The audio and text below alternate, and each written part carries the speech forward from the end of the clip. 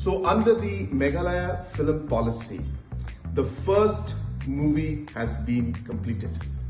This is a Telegu film shot within 25 days, and 100% of the shots or the shooting took place right here in Meghalaya, mostly in Sohra area. And you'll be happy to know that close to 2,000 of our youths, our local boys and girls, were employed during the shooting of this particular film.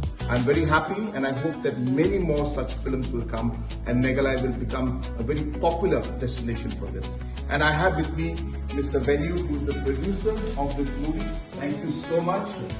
How was the experience? It's been a great experience under your leadership, and the beautiful people of Meghalaya were able to complete a Telegu film of this scale in less than 30 days. Which is actually around 25 days, as you rightly said. So, which is going to be record by itself. And this film is going to be released in Kasi as well. So, and we would like to invite you for a red carpet premiere in Hyderabad. I will be there for sure. Thank you so much. Wish you all the best. Thank you, sir. Thank you.